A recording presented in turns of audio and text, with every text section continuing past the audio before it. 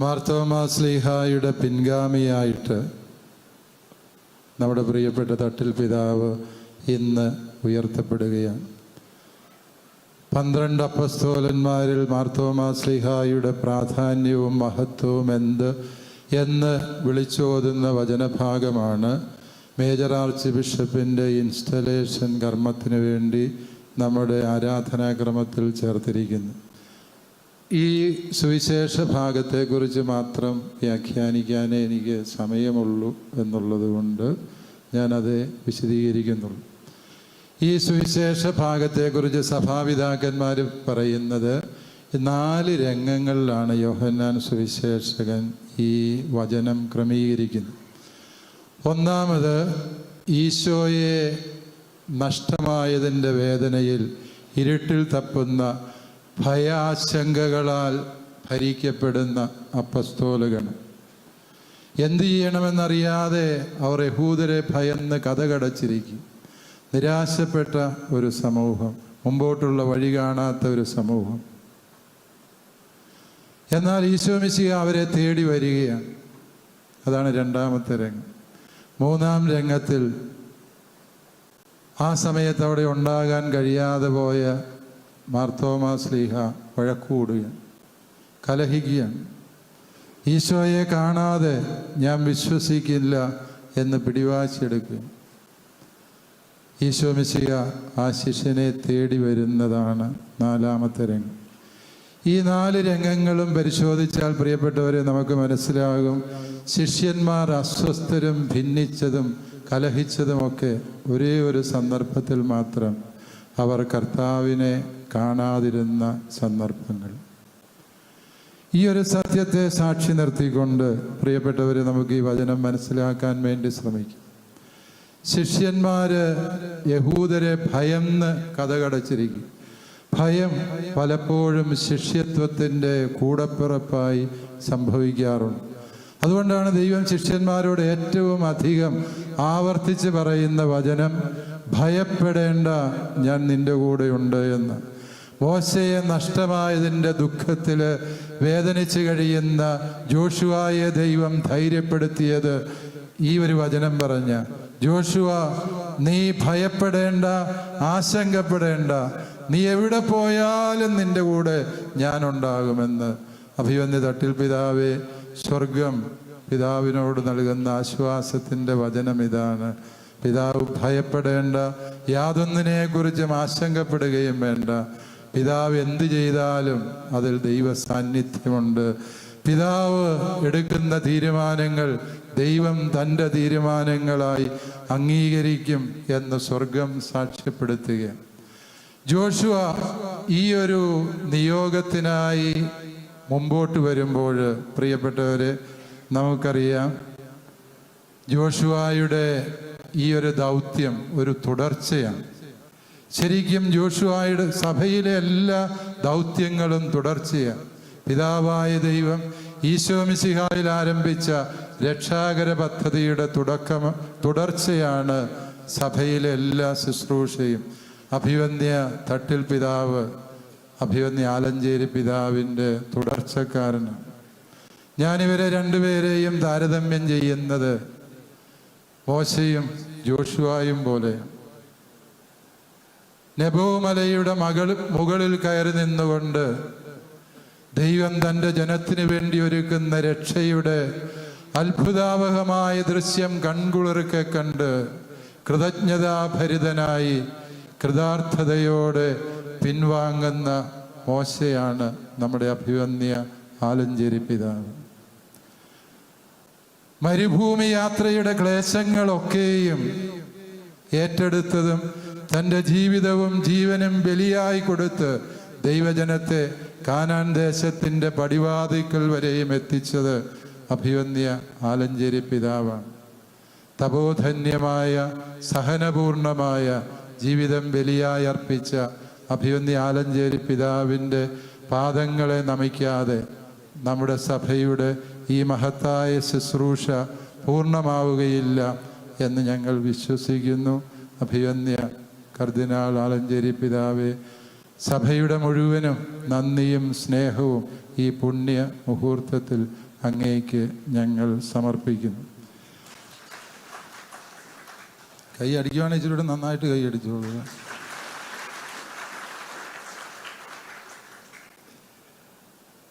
തട്ടിൽ പിതാവെ, അങ്ങ് ഭാഗ്യവാനാണ്. കാരണം എന്താന്ന് ചോദിച്ചാൽ, മരുഭൂമി യാത്ര കഴിഞ്ഞു. ഇനി യോർദാൻ നദി മാത്രം കടന്നാൽ മതി. ഇത്രയും വലിയ ഭാഗ്യം ആർക്കാണ് കിട്ടുക? ഇനി ഈ കാനാൻ ദേശം കണ്ണെത്തുന്ന കൈയെത്തുന്ന ദൂരത്തുണ്ട് എന്നുള്ള സന്തോഷത്തോടെ പോവുക. പിതാവിനെ ദൈവം കൂടെ നടക്കുന്നത് പോലെ ഈ സഭയൊന്നാകെ അഭിവന്യ പിതാവിൻ്റെ ഒപ്പമുണ്ട് എന്നുള്ള തിരിച്ചറിവോട് പിതാവ് സധൈര്യം ഞങ്ങളെ നയിക്കണം എന്ന് സ്നേഹപൂർവ്വം ആശംസിക്കുക. പ്രിയപ്പെട്ടവരെ, ഞാൻ പറഞ്ഞു, ശിഷ്യന്മാർ ഭയചകിതരായി കതകടച്ച് അകത്തിരിക്കുമ്പോഴാണ് ഈശോ വരുന്നത്. ശിഷ്യന്മാർ ഭയചകിതരായിരിക്കാൻ ഒരേ ഒരു കാരണമേ ഉള്ളൂ: കർത്താവിൻ്റെ സാന്നിധ്യം അറിയാൻ, അനുഭവിക്കാൻ അവർക്ക് കഴിയുന്നില്ല എന്നത് മാത്രം. തിരുസഭയ്ക്ക് നാട്ടുകാരെല്ലാം പറയുന്നത് പോലെ വലിയ പ്രതിസന്ധിയും പ്രശ്നവുമുണ്ട് എന്ന് തട്ടിൽ പിതാവെ അങ്ങ് വിചാരിക്കുന്നില്ല എന്നെനിക്കറിയാം. സഭയെ അറിയാവുന്ന ആർക്കും അങ്ങനെ ഒരു തോന്നലുണ്ട് എന്ന് ഞാൻ വിചാരിക്കുന്നില്ല. കാരണം തിരുസഭയുടെ ചരിത്രത്തിൽ എന്നാണ് സഭ പ്രശ്നങ്ങളില്ലാത്ത കാലത്ത് ജീവിച്ചിട്ടുള്ളത്? എന്നാണ് ഈ തിരുസഭയെ ജനമൊന്നാകെ ചുവപ്പ് പരവതാനി വിരിച്ചു സ്വീകരിച്ചിട്ടുള്ളത് എന്ന് നിങ്ങളിൽ ആർക്ക് പറയാൻ സാധിക്കും? പ്രിയപ്പെട്ടവര്, ചരിത്രത്തിൻ്റെ 21 നൂറ്റാണ്ടുകളും ഈ തിരുസഭ മുന്നേറിയത് കനൽ വിരിച്ച പാതകളിലൂടെ തന്നെയാണ്. വേദപാഠ ക്ലാസ്സിൽ പണ്ട് നാം പഠിച്ച കോൾമയർ കൊള്ളിക്കുന്നൊരു വാചകമുണ്ട്: രക്തസാക്ഷികളുടെ ചുടുനിണം വീണ് കുതിർന്ന മണ്ണില സഭാതരു വളർന്നത്. അത്തരം മണ്ണിലെ സഭയ്ക്ക് വളരാനാവൂ. അത്തരം വേദനകളിലൂടെയും പരിത്യക്തതകളിലൂടെയും മാത്രമേ സഭയ്ക്ക് മുന്നോട്ട് പ്രയാണം ചെയ്യാനാവൂ എന്നുള്ളത് ദൈവത്തിൻ്റെ നിയോഗമാണ് എന്ന് സഭയിലെ എല്ലാ ദൈവമക്കളും തിരിച്ചറിയേണ്ട സത്യമാണ്. ഈ സഭ ദുർബലമായ സഭയാണ് എന്ന് നാം വിചാരിക്കേണ്ട കാര്യമില്ല. കാരണം ഈശോ മിശിഹ ശിഷ്യന്മാരുടെ അടുക്കൽ വന്നിട്ട് ആദ്യം കാണിക്കുന്നത് എന്താണ് എന്ന് വചനം ശ്രദ്ധിച്ചാൽ നിങ്ങൾക്ക് മനസ്സിലാകും. ഈശോ കാണിച്ചത് തൻ്റെ കരങ്ങളിലെ തിരുമുറിവുകളാണ്. പാർശ്വം കാണിച്ചു. ഒരു പടയാളി തൻ്റെ ക്രൂര വിനോദം തീർക്കാൻ അവൻ്റെ ചങ്ക് കുന്തം കൊണ്ട് കുത്തിപ്പിളർന്നതിൻ്റെ ഇപ്പോഴും വിങ്ങല് മാറാത്ത മുറിവാണ് കർത്താവ് ശിഷ്യരെ കാണിച്ചത്. അഭിവന്യ തട്ടിൽ പിതാവേ, ഈശോ പിതാവിനെയും ഇന്ന് കാണിക്കുന്നത് അവിടുത്തെ മുറിവേറ്റ ശരീരമാണ്. ഈ മുറിവേറ്റ ശരീരം എന്ന് പറയുന്നത് അതൊരു ഭാവനാ സൃഷ്ടിയല്ല. മിശിഹാ തമ്പുരാന്റെ തിരുശരീരമായ തിരുസഭയാണ്. അഭിവന്യ പിതാവേ, ഈശോ കാണിച്ച ഈ മുറിവേറ്റ ശരീരം നമ്മുടെ സിറോ മലബാർ സഭയാണ്. തീർച്ചയായും ഈ സഭ ദുർബലമാണ് എന്ന് ഈ മുറിവുകൾ കണ്ട് ആരും തെറ്റിദ്ധരിക്കരുത്. മറിച്ച് യോഹന്നാൻ സുവിശേഷകൻ 19-ാം അധ്യായം 37-ാം വചനത്തിൽ പറഞ്ഞു വെച്ചു: അവൻ തലചായിച്ച് ആത്മാവിനെ സമർപ്പിച്ച് മരിക്കുന്ന നിമിഷത്തിൽ യോഹന്നാൻ പറഞ്ഞു, അവൻ്റെ അസ്ഥികളിൽ ഒന്നുപോലും തകർക്കപ്പെട്ടിട്ടില്ല എന്ന്. പുറമേ ചില പരിക്കുകളുണ്ട് എങ്കിലും ഇതിൻ്റെ ആന്തരിക ശക്തി അജയ്യമാംവിധം സുരക്ഷിതമാണ് എന്നുള്ളത് പിതാവിൻ്റെ ചുവടുകളെ കൂടുതൽ പ്രത്യാശാഭരിതമാക്കട്ടെ എന്ന് ഞങ്ങൾ ഹൃദയപൂർവ്വം പ്രാർത്ഥിക്കുന്നു, ആശംസിക്കുന്നു. അല്ലെങ്കിൽ തന്നെ സഭയെ സ്ഥാപിച്ചപ്പോൾ ഈശോ തന്ന ഒരിക്കലും മങ്ങാത്ത വാഗ്ദാനം എന്താണ്? ഈ സഭയെ തകർക്കാൻ നാരകീയ ശക്തികൾക്ക് ഒരിക്കലും ഒരു നാളും സാധിക്കില്ല. 21 നൂറ്റാണ്ടായിട്ട് കഴിഞ്ഞിട്ടില്ല, പിന്നെ ഇപ്പോൾ കഴിയും. നെപ്പോളിയൻ ചക്രവർത്തി ഒരു തൻ്റെ കിരീടധാരണ വേളയിൽ പറഞ്ഞ ഒരു കഥ സഭാചരിത്രത്തിലുണ്ട്. കഥ ഇങ്ങനെയാണ്: മാർപ്പാപ്പ തന്നെ ആദരിക്കാതെ ബഹുമാനിക്കാതെ നിന്ന സമയത്ത് നെപ്പോളിയൻ ഭീഷണിപ്പെടുത്തി താങ്കൾ എന്നെ വേണ്ട വിധം മാനിക്കുന്നില്ല എങ്കിൽ ഞാൻ ഈ സഭയെ 24 മണിക്കൂർ കൊണ്ടില്ലാതാകും. ഉടനെ മാർപ്പാപ്പ പുഞ്ചിരിച്ചുകൊണ്ട് പറഞ്ഞു, എൻ്റെ നെപ്പോളിയ, നീ ഈ സഭയെക്കുറിച്ചൊന്നും മനസ്സിലാക്കിയിട്ടില്ല. ഞങ്ങൾ 10-17 നൂറ്റാണ്ടായിട്ട് സകലമാന മനുഷ്യരും ചേർന്ന് ഇതിനെ തകർക്കാൻ ശ്രമിച്ചിട്ട് ഇത് തകർന്നില്ല. പിന്നെയാണ് നീ ഒരാൾ വിചാരിച്ചാൽ ഇത് തകരൂ. ആത്യന്തികമായി പ്രിയപ്പെട്ടവരെ, ഈ സഭയുടെ 21 നൂറ്റാണ്ടിൻ്റെ മഹത്വവും ചരിത്രവും എന്ന് പറയുന്നത് നാം ആരുടെയും പരിത്യാഗത്തിൻ്റെ അനന്തരഫലമല്ല. അത് സത്യമായും നമ്മുടെ കർത്താവ് ഈശോ മിശിഹായുടെ കുരിശിലെ ബലിയുടെ രക്ഷാകരമായ ഫലമാണ് എന്ന സത്യം നമ്മൾ ഓർക്കുക. തൻ്റെ മുറിവേറ്റ കരങ്ങൾ ഉയർത്തിക്കൊണ്ട് ഈശോ ശിഷ്യരെ ആശീർവദിച്ചു, നിങ്ങൾക്ക് സമാധാനം. ഈ വചനം ശ്രദ്ധിക്കുമ്പോൾ ഈശോ 3 വട്ടം ആവർത്തിക്കുന്നത് ഈ ഒരു വചനമാണ്, നിങ്ങൾക്ക് സമാധാനം. കർത്താവ് അറിഞ്ഞുകൊണ്ടാണ് 3 വട്ടം ഇത് പറഞ്ഞത്. കാരണം നമ്മുടെ സഭയ്ക്ക് ഏറ്റവും ആവശ്യമുള്ളത് സമാധാനമാണ് എന്നറിഞ്ഞുകൊണ്ട് ദൈവമായ കർത്താവ് ഈ വലിയ വാഗ്ദാനം പ്രിയപ്പെട്ടവരെ നമുക്ക് നൽകിയിരിക്കുക. ഈ മുറിവുള്ള ശരീരം കാണിച്ച് ഈശോ സമാധാനം ആശംസിക്കുമ്പോൾ, അഭിവന്യ തട്ടിൽ പിതാവേ, അങ്ങയുടെ പേര് റാഫേൽ എന്നാണ്. ആ പേരിട്ടത് അമ്മയാണോ അപ്പനാണോ എന്നെനിക്കറിഞ്ഞുകൂടാ. ഏതാണേലും 10ാമനായതുകൊണ്ട് തായ് വഴിയിലോ പിതൃവഴിയിലോ അങ്ങനെ ഒരു പേര് കിട്ടാൻ പിതാവിന് ഒരു സാധ്യതയില്ല. മറിച്ച് പിതാവിന് അങ്ങനെ ഒരു പേര് ലഭിക്കുമ്പോൾ പ്രിയപ്പെട്ടവരെ, ഈ റഫായേൽ എന്ന് ഹീബ്രു ഭാഷയിൽ പറഞ്ഞാൽ അതിൻ്റെ അർത്ഥം മുറിവുണക്കുന്നവൻ, സുഖപ്പെടുത്തുന്നവൻ എന്നാണ്. തീർച്ചയായും ആ പേരിന് അങ്ങനെ ഒരു അർത്ഥമുണ്ട് എന്ന് ആലോചിക്കാതെയാണ് സഭയിലെ പിതാക്കന്മാര് തെരഞ്ഞെടുത്തത്. ആരുടെയെങ്കിലും മനസ്സിലുണ്ടായിരുന്നു എന്ന് എൻ്റെ മനസ്സിലില്ല. പക്ഷേ അതാണ് പരിശുദ്ധാരൂപിയുടെ പ്രവൃത്തി. ഈ കാലഘട്ടത്തിൽ സഭയ്ക്ക് വേണ്ടത് മുറിവുണക്കുന്നൊരു പിതാവിനെയാണ് എന്ന് പരിശുദ്ധാത്മാവ് തീരുമാനിച്ചപ്പോൾ റഫായേൽ എന്ന പേരുകാരനല്ലാതെ വേറൊരു പേരുകാരനെയും ഈ കാലഘട്ടത്തിൽ മേജർ ആർച്ച് ബിഷപ്പാക്കാൻ പറ്റുമായിരുന്നില്ല എന്നുള്ളതാണ് സത്യം. അഭിവന്യ തട്ടിൽ പിതാവേ, പിതാവിൻ്റെ പേര് ഈ സഭയിൽ അന്വർത്ഥമാകട്ടെ എന്ന് ഞങ്ങൾ ഹൃദയപൂർവ്വം ആശംസിക്കുന്നു. ഇന്നലെ ആരും അയച്ച ആശംസയിൽ പറഞ്ഞു, പിതാവ് തട്ടിൽ പിതാവാണ്, ഇനി മുതൽ സഭ ഒരേ തട്ടിലായിരിക്കുമെന്ന്. അത് ഞങ്ങളുടെ ആഗ്രഹമാണ്, സ്വപ്നമാണ്, പ്രതീക്ഷയാണ്. ദൈവം കൂടെയുള്ളപ്പോൾ അങ്ങേയ്ക്ക് അസാധ്യമായി മറ്റൊന്നുമില്ല എന്ന സത്യം ഓർക്ക്. ഈശോ വീണ്ടും അവരോട് പറഞ്ഞു, സമാധാനം നിങ്ങളോടുകൂടി. ഈ സമാധാനം എന്ന് പറഞ്ഞാൽ എന്താണ് വാസ്തവത്തിൽ? യോഹന്നാന്റെ സുവിശേഷത്തിൽ സമാധാനം എന്നത് ഉത്ഥാനം ചെയ്ത ഈശോയുടെ മറുപേരാണ് എന്നൊക്കെ നമുക്കറിയാം. അതുകൊണ്ടാണ് നമ്മുടെ പൗരസ്ത്യ സുറിയാനി ആരാധനാക്രമത്തിൽ സമാധാനം എന്ന വാക്ക് എത്ര വട്ടം ഉച്ചരിക്കുന്നുണ്ട് എന്ന് ഞാൻ എണ്ണി നോക്കിയിട്ടില്ല. ആരെങ്കിലും എണ്ണിയിട്ടുണ്ടോ എന്ന് എനിക്ക് അറിഞ്ഞുകൂടാ. ശുശ്രൂഷികൾ പറയുന്നതും കൂടി ചേർത്ത് കഴിഞ്ഞാൽ ചുരുങ്ങിയത് ഒരു 2 ഡസനെങ്കിലും കാണും. ഇല്ലല്ലോ പിതാവേ? അത്രയും സമാധാനത്തിന് നമ്മുടെ സഭയിൽ പ്രാധാന്യം. ഈ സമാധാനത്തേക്ക് ഫ്രാൻസിസ് പുണ്യവാളനും ലയോയും കൂടെ നടന്നു പോകുന്ന ഒരു കഥ ഞാൻ എവിടെയോ വായിച്ചിട്ടുണ്ട്. അങ്ങനെ സംഭവിച്ചാണെന്ന് അറിയത്തില്ല. ഇപ്പോൾ ആരെന്ത് പറഞ്ഞാലും ഫ്രാൻസിസിനെയും ലയോയെയും കൂട്ടിയാണ് ആത്മീയ ചിന്ത പറയുന്നത്. അതുകൊണ്ട് ഫ്രാൻസിസ് പുണ്യവാളൻ ഒരിക്കൽ എന്നോട് ലയോ ചോദിച്ചു, അല്ലയോ പിതാവേ, ഈ പുണ്യപരിപൂർണത എന്ന് പറഞ്ഞ എന്താണ്? അപ്പോൾ ഫ്രാൻസിസ് പുണ്യവാളൻ കൊടുക്കുന്ന മറുപടിയാണ് എനിക്ക് ഇഷ്ടപ്പെട്ടത്.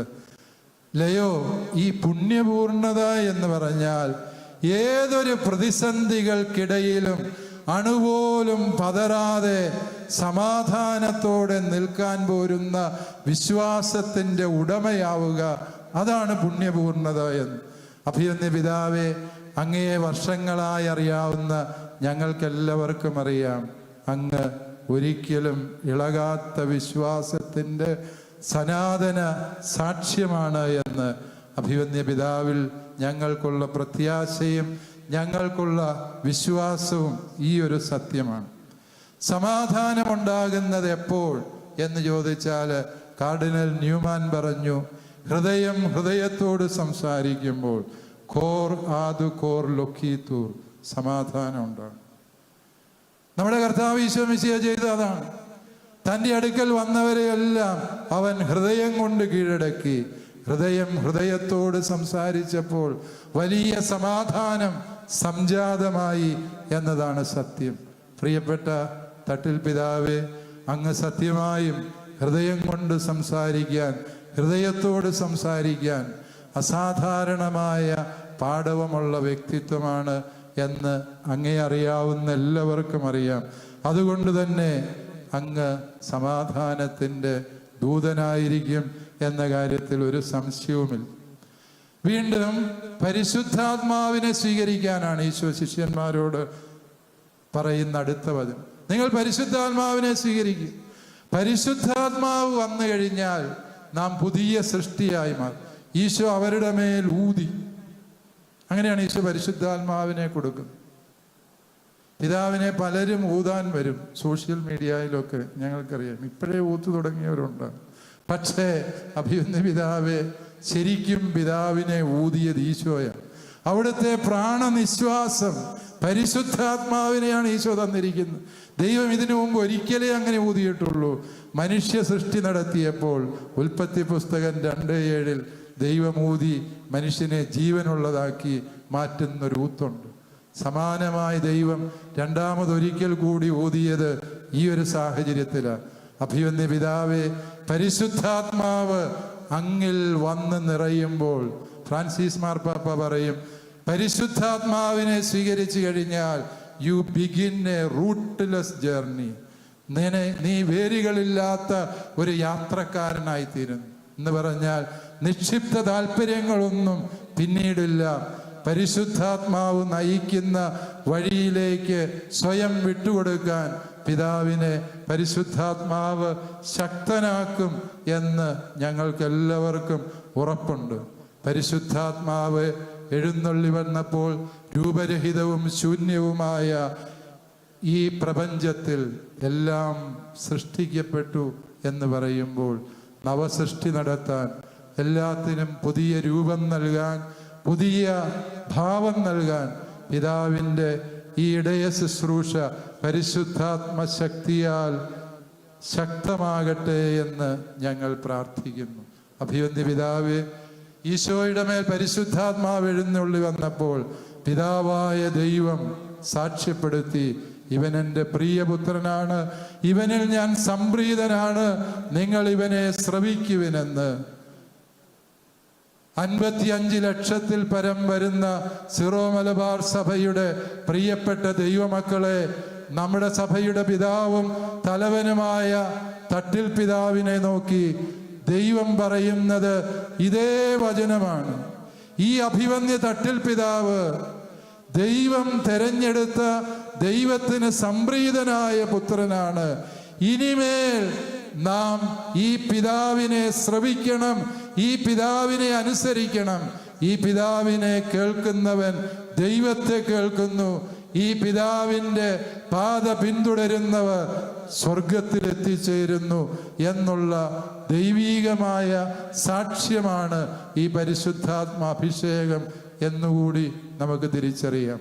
നമ്മുടെ തോമാശ്ലീഹായെ കുറിച്ചുകൂടി ഒരു വാക്ക് പറഞ്ഞില്ല എങ്കിൽ മാർത്തോമാശ്ലീഹായുടെ പിൻഗാമി എന്നുള്ള പദവിയുടെ അർത്ഥം പൂർണ്ണമാവില്ല. തോമാശ്ലീഹ, അതാണ് മൂന്നാമത്തെ രംഗം. തോമാശ്ലീഹ ആ നേരത്ത് അവിടെ ഇല്ല. ചില മനുഷ്യർ അങ്ങനെയാണ്, വേണ്ട നേരത്ത് അവിടെ ഉണ്ടാകുക. അവര് തോമാശ്ലീഹ എന്ത് ചെയ്തു? കലഹിക്കാൻ തുടങ്ങി. ഈശോ വന്നു എന്ന് പറഞ്ഞ് തോമാശ്ലീഹയ്ക്ക് ഇഷ്ടപ്പെട്ടില്ല. ഞാനില്ലാത്തപ്പോൾ ഈശോ വന്നു, എന്നോട് ചോദിക്കാതെ ഈശോ വന്നു. തോമാശ്ലീഹയ്ക്ക് അങ്ങനെ ചില പിടിവാശികളുണ്ട്. തോമായുടെ മക്കൾക്കും അതുണ്ട് എന്ന് നമുക്കറിവുള്ള വസ്തുതയാണ്. പക്ഷേ തോമാശ്ലീഹായുടെ ഈ പിടിവാശിയെ ഈശോ ഒരു അപരാധമായി കാണുകയോ തോമാശ്ലീഹായെ തള്ളിക്കളയുകയല്ല ചെയ്തു. തോമാശ്ലീഹായുടെ ഈ നിർബന്ധ ബുദ്ധിയെ തേടി ഈശോ വരികയും, ഈ വരവിനെ കുറിച്ച് വിശുദ്ധ അഗസ്റ്റിൻ്റെ അതീവ സുന്ദരമായ ഒരു റിഫ്ലക്ഷനുണ്ട്. അതിപ്രകാരമാണ്.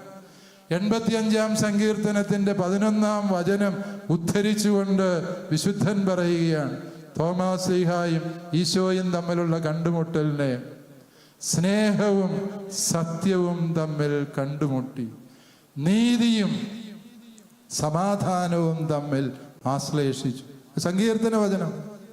തോമാസ് ശ്ലീഹായ്ക്ക് നിർബന്ധ ബുദ്ധി ഉണ്ടാകാം, പിടിവാശി ഉണ്ടാകാം. പക്ഷേ തോമാസ് ശ്ലീഹായുടെ ഹൃദയം നിറയെ ഈശോ മിശിഹായോടുള്ള അചഞ്ചലമായ അദമ്യമായ സ്നേഹം മാത്രമായിരുന്നു. സത്യത്തെ ആത്മാർത്ഥതയോടെ അന്വേഷിക്കുന്നവരെല്ലാവരും എത്തിച്ചേരുന്ന പരമമായൊരു ലക്ഷ്യമുണ്ട്. ആ ലക്ഷ്യത്തിൻ്റെ പേരാണ് നസ്രായനായ ഈശോ മിശിഹ എന്ന്. അവനെ കണ്ടെത്തിക്കഴിഞ്ഞാൽ പിന്നെ തോമാസ് ശ്ലീഹായ്ക്ക് പിടിവാശിയില്ല, നിർബന്ധ ബുദ്ധിയില്ല. തോമസ് മുട്ടയിൽ നിന്ന് വാവിട്ട് നിലവിളിച്ച് പറഞ്ഞു, എൻ്റെ കർത്താവേ, എൻ്റെ ദൈവമേ എന്ന്. അല്ലയോ പ്രിയപ്പെട്ട മാർത്തോമായുടെ മക്കളായ ദൈവജനമേ, നാം ഇന്ന് മുട്ടിന്മേൽ നിന്ന് നമ്മുടെ പിതാവിനോട് ചേർന്ന് വിളിക്കണം, എൻ്റെ കർത്താവേ, എൻ്റെ ദൈവമേ എന്ന്. അപ്രകാരം വിളിക്കുമ്പോൾ തീർച്ചയായും ദൈവം നമുക്ക് ഉത്തരം തരും. നിങ്ങൾ സഭയെ നവീകരിക്കാൻ ആഗ്രഹിക്കുന്നെങ്കിൽ സിയന്നായിലെ വിശുദ്ധ കത്രീനായുടെ വാചകം പറഞ്ഞ് ഞാൻ അവസാനിപ്പിക്കും. നിങ്ങൾ സഭയെ നവീകരിക്കാൻ ആഗ്രഹിക്കുന്നുവെങ്കിൽ കത്രീന എന്ന മഹാവിശുദ്ധ വേദപാരംഗത പറഞ്ഞു, നിങ്ങൾക്ക് തിരുസഭയോട് അഗാധമായ സ്നേഹവും ആത്മാർത്ഥമായ അനുസരണവും ഉണ്ടായിരിക്കും. ഇല്ലാതെ ഈ ഭൂമിയിൽ ഇന്നേ വരെ ആർക്കും തിരുസഭയെ നവീകരിക്കാൻ സാധിച്ചിട്ടില്ല എന്നുള്ള സത്യം. റോമിൽ മെത്രാന്മാരുടെ സിനഡിൽ പങ്കെടുത്തപ്പോൾ അഭിയൊന്ന് കർദിനാൾ പിതാക്കന്മാര്, അതുപോലെ അലക്സ് പിതാവ് ഒക്കെയും അന്ന് അവിടെ ഉണ്ടായിരുന്നു. ആരാണ് പറഞ്ഞത് എന്ന് ഞാൻ ഓർക്കുന്നില്ല. അതിലൊരു പിതാവ് പറഞ്ഞത് ഇപ്രകാരമായിരുന്നു: church is neither a democracy nor an ഇമോക്രസി, it is the body of Christ. സഭ എന്നത് ജനാധിപത്യത്തിൻ്റെ വാദങ്ങൾ നിരത്തേണ്ട വേദിയല്ല. സഭ എന്നത് വൈകാരിക അതിപ്രസരത്തിൻ്റെയും വേദിയല്ല. അതാണ് ഇമോക്രസി എന്ന് പറയുന്നത്. ഇമോഷൻ ഭരിക്കുന്ന സ്ഥലം, അതാണ് ഇമോക്രസി. അല്ല, സഭ ക്രിസ്തുവിൻ്റെ ശരീരമാണ്. ആ ശരീരം കണ്ട തോമാസ് ശ്ലീഹാ ഹൃദയപൂർവ്വം മുട്ടയിൽ നിന്ന് വിളിച്ചു, പ്രിയപ്പെട്ടവരെ, നമ്മുടെ സഭയുടെ രക്ഷാമാർഗം നമ്മുടെ പിതാവായ മാർത്തോമാസ് ശ്ലീഹാ കാണിച്ചു തരുന്ന ഈ മാർഗം തന്നെയാണ്. അത് മറ്റൊന്നുമല്ല. തോമാസ് ശ്ലീഹായോട് ചേർന്ന് നമുക്കും വിളിക്കാം, എൻ്റെ കർത്താവേ, എൻ്റെ ദൈവമേ. അഭിവന്യ പിതാവേ, പിതാവിൻ്റെ ഇടയവഴികളിൽ ഞങ്ങളുടെ പ്രാർത്ഥനയും ഞങ്ങൾ കൂടെ നടക്കും. പിതാവ് കൂടെ നടക്കുന്നവനാണ് റഫായേൽ മാലാഖ, അല്ലേ?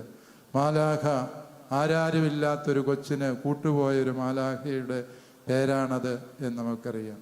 തീർച്ചയായും പിതാവ് എല്ലാവരുടെയും കൂടെ നടന്ന് എല്ലാവരെയും വീണ്ടെടുത്ത് എല്ലാവർക്കും എല്ലാമായി തീരുന്ന ഈശോയുടെ ഇടയ ശുശ്രൂഷ ഭൂമിയിലെ ദൃശ്യാവിഷ്കാരമായി തീരട്ടെ എന്ന് ഞങ്ങൾ ആശംസിക്കുന്നു, പ്രാർത്ഥിക്കുന്നു.